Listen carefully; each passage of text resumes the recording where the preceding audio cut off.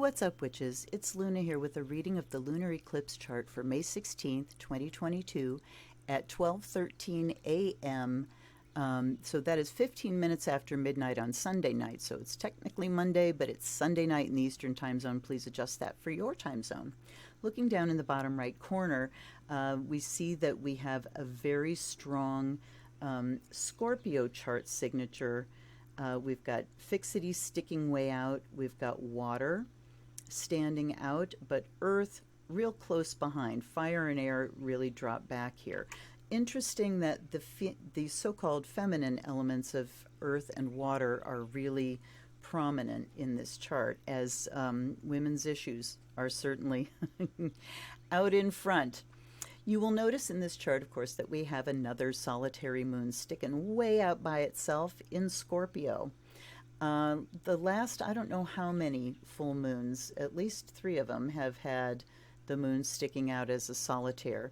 And that does reflect the experience that we've been through in the last several months. You know, I mean, it's been ongoing for years now, but the last several months in particular, things have really been high tension. And the moon now comes to that position in Scorpio, which is the most uncomfortable position for the moon. The moon in Scorpio is in its fall. That means that it has the most difficulty expressing itself.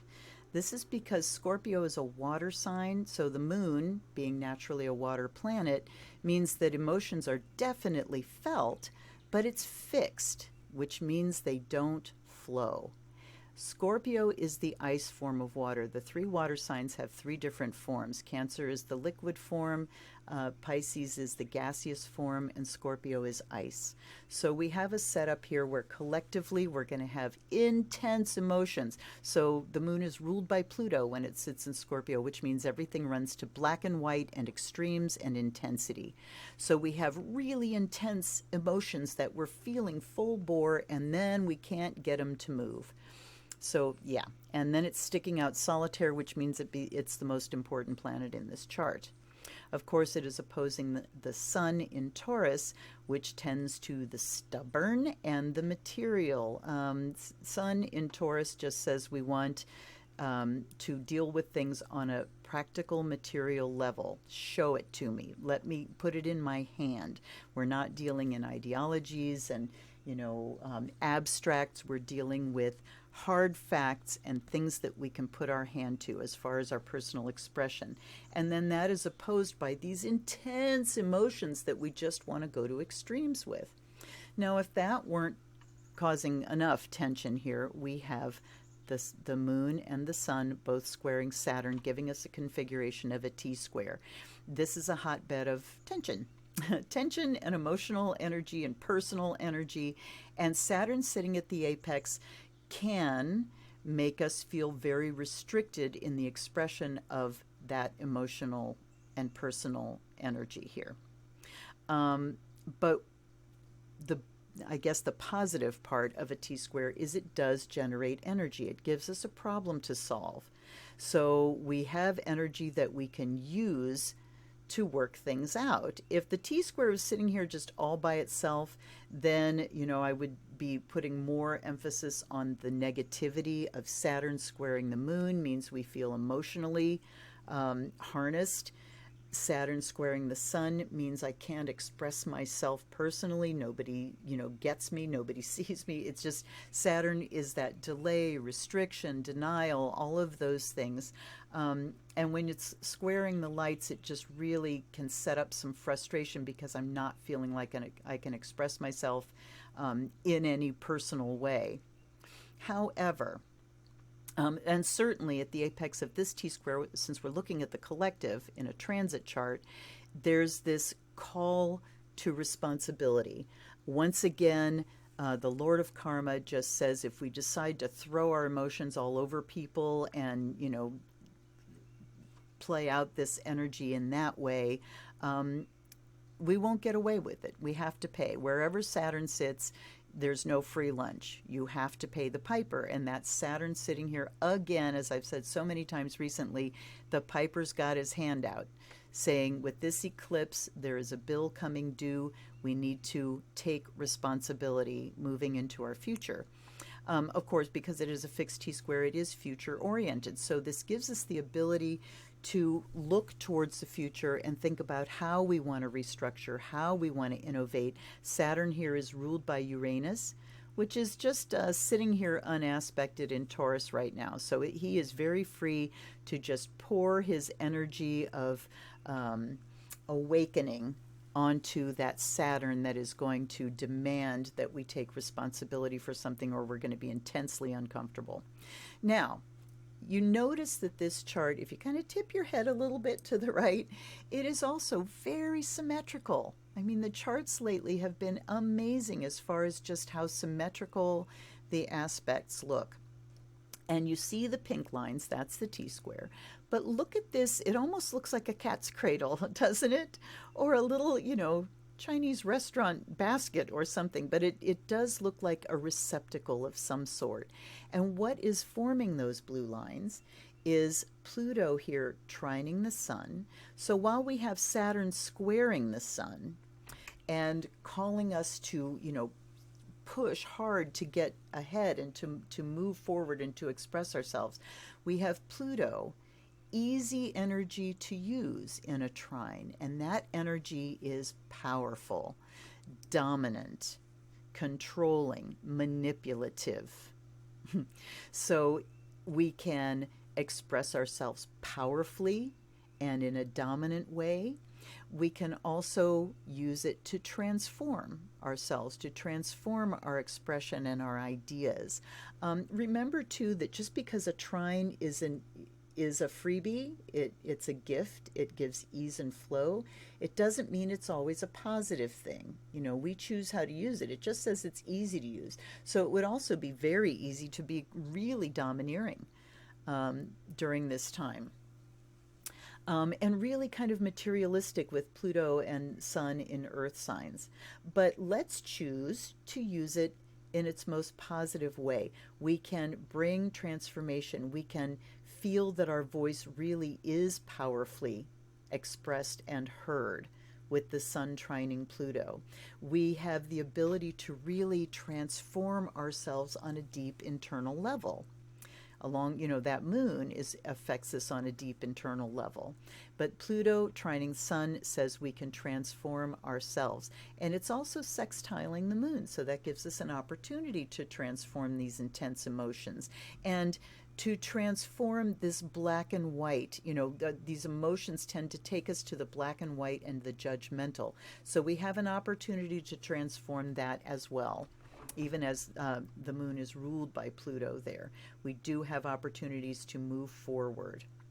Now let's look at this other group of blue lines where we have the moon trining Mars and Neptune. It's a little wide right now for Jupiter, but within a day it will also be trining Jupiter. It will have moved on from the other two.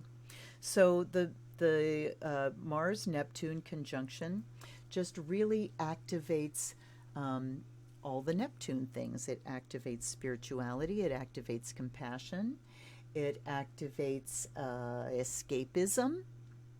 So you can see how that could be used in a very negative way. It would be very easy to reach for a bottle or something that could give us a solid escape or numb us out.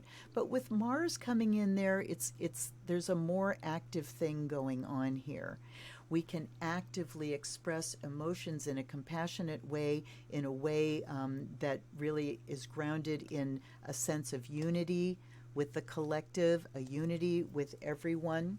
And Jupiter has moved into Aries now, which expands our sense of adventure and our drive to understand and to connect in terms of ideas and philosophies, and to sort of begin to pioneer new ideas, new philosophies, new ways of global outreach, of global